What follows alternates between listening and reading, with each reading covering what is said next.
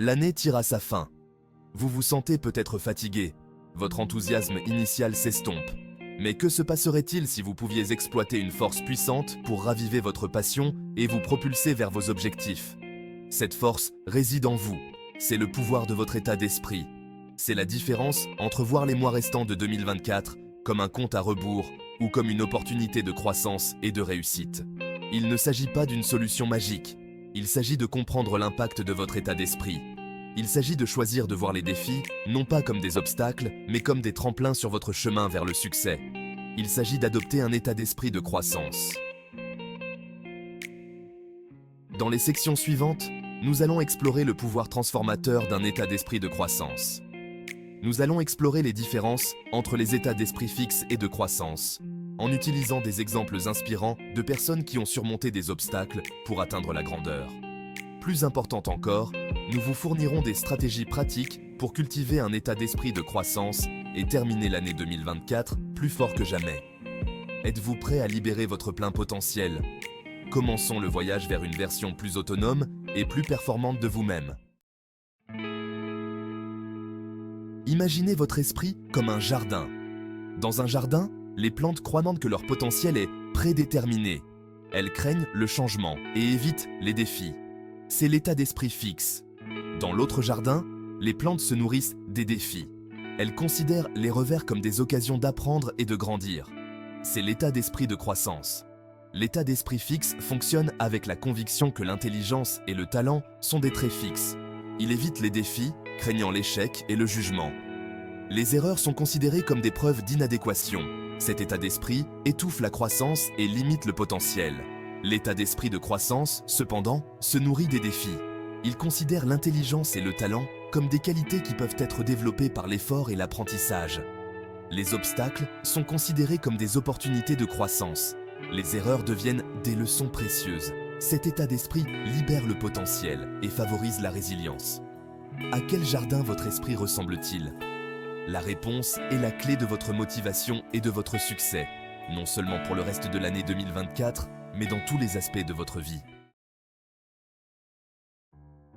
Reconnaître les signes subtils d'un état d'esprit fixe est la première étape vers le changement. Est-ce que cela vous semble familier? Évitez les défis. Vous évitez les tâches qui vous poussent hors de votre zone de confort, craignant d'échouer ou de paraître incompétent. Abandonné facilement face à des obstacles, vous vous sentez dépassé et abandonné, croyant que vous n'avez pas les compétences nécessaires. Ignorez les commentaires, vous rejetez les critiques constructives, vous vous sentez personnellement attaqué plutôt que de les voir comme une opportunité de croissance. Ce ne sont là que quelques exemples de la façon dont un état d'esprit fixe se manifeste. Il est important de se rappeler qu'avoir un état d'esprit fixe ne fait pas de vous un raté. Cela signifie simplement que vous n'avez pas encore exploité l'immense pouvoir d'un état d'esprit de croissance. En prenant conscience de ces croyances limitantes, vous pouvez commencer à les remettre en question et à les remplacer par des croyances plus stimulantes. Un état d'esprit de croissance ne consiste pas à rechercher l'échec, mais à comprendre son rôle dans le cheminement vers le succès. Il s'agit de recadrer la façon dont nous considérons les défis et les revers. Imaginez que vous abordiez une tâche difficile avec enthousiasme, la considérant comme un casse-tête à résoudre plutôt que comme une menace pour votre ego. C'est le pouvoir d'un état d'esprit de croissance. Il vous permet de relever les défis, vous considérez les défis comme des occasions d'apprendre et de grandir, vous poussant au-delà de vos limites perçues. Persévérer malgré les revers. Les obstacles sont considérés comme des revers temporaires et non comme des obstacles permanents. Vous persévérez, sachant que l'effort et l'apprentissage mènent au progrès. Valorisez les commentaires, vous accueillez les critiques constructives en les utilisant comme un outil d'amélioration et de perfectionnement de vos compétences.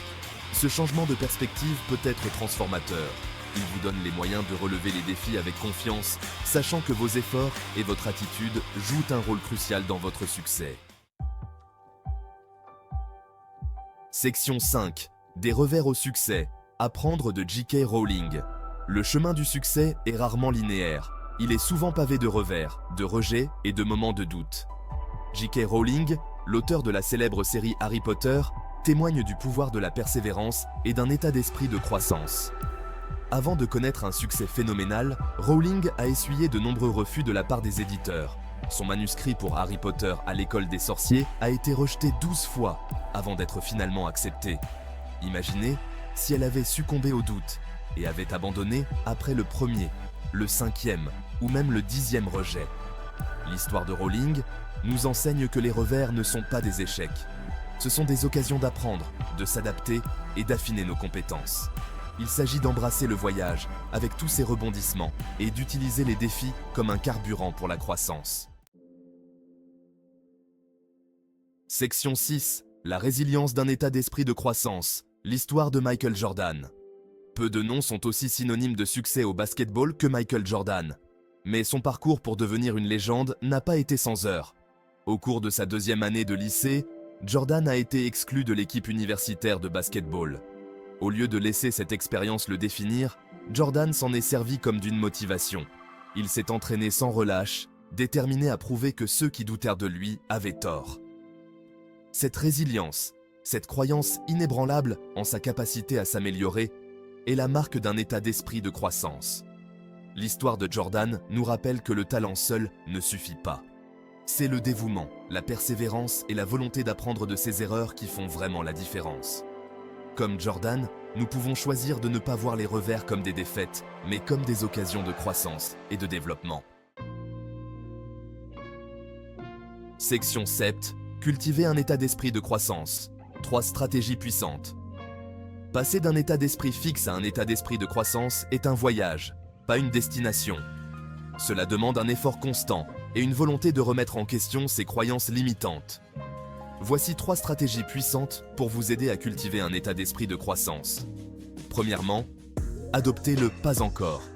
Au lieu de dire « je ne peux pas le faire », essayez de dire « je ne peux pas encore le faire ». Ce subtil changement de langage reconnaît que vos capacités ne sont pas figées, mais qu'elles sont capables de croître et de se développer. Deuxièmement, considérez l'effort comme une force positive. Considérez l'effort comme une partie nécessaire du processus d'apprentissage. Plutôt que de fuir les défis, voyez-les comme des occasions d'élargir vos capacités et d'accroître vos connaissances. Troisièmement, trouvez l'inspiration auprès des autres. Entourez-vous de personnes qui incarnent un état d'esprit de croissance. Recherchez des mentors, des amis ou des collègues qui vous incitent à relever les défis et à viser l'amélioration continue. N'oubliez pas que le changement prend du temps et des efforts. Soyez patient envers vous-même, célébrez les petites victoires et ne sous-estimez jamais le pouvoir d'un état d'esprit de croissance pour transformer votre vie. Section 8. Relevez les défis. Saisissez la croissance. Un état d'esprit de croissance s'épanouit face aux défis. Il reconnaît que la vraie croissance se produit en dehors de nos zones de confort. Lorsque nous relevons des défis, nous nous ouvrons à de nouvelles expériences, connaissances et compétences. Pensez à une fois où vous avez réussi à surmonter un défi. Comment vous êtes-vous senti ? Il y a de fortes chances que vous ayez ressenti un sentiment d'accomplissement, de fierté et une confiance nouvelle en vos capacités. C'est le pouvoir de relever les défis. Chaque défi que nous relevons, petit ou grand, contribue à notre croissance et à notre résilience.